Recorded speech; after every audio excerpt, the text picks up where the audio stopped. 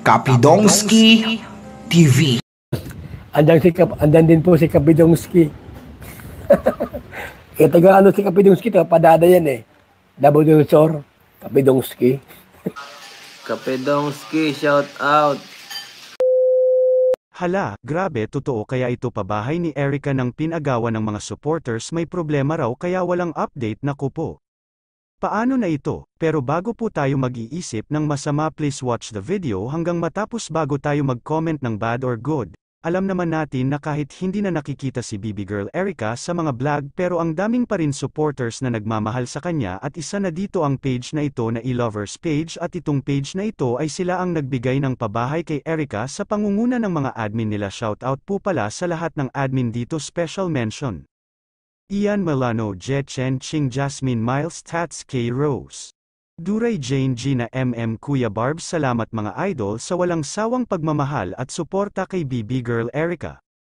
Samantala ang daming nag-aabang sa pabahay kay Erica kahit papaano ay gusto nilang masilayan ang pabahay ni Erica. Ang daming sabik na makita at masilayan sila na lumipat na sa bagong tahanan, para rin maranasan na nila na makatira sa simpleng bahay na masasabi mong tahanan dahil sa mga taong nakatira doon na masaya at nagmamahalan.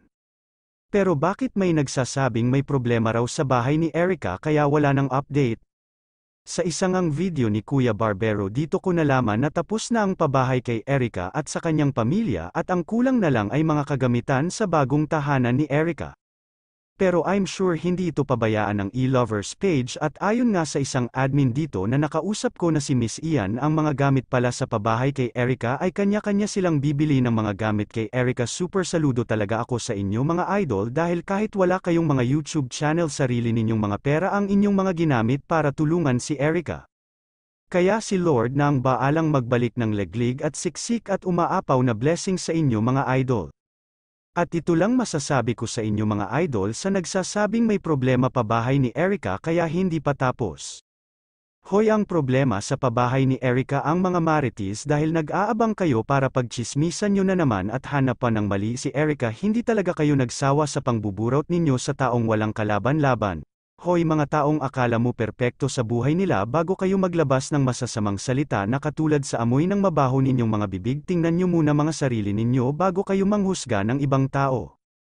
Isa na itong matanda na ito na pinagsabihan si Erica ng hampas lupa. Nako, ang tanda nyo na yan pa ang lumabas sa isip at bibig. Kala mo naman ang yaman niya. Hoy tanda, mahiya ka sa sarili mo. Oy, kala mo kasing yaman ka ni Villar makapagsabi ka ng hampas lupa kay Erica. Tumingin ka muna sa sarili mo. Dapat ikaw sana ang good influence ng mga kabataan, ikaw pa yung masama ugali.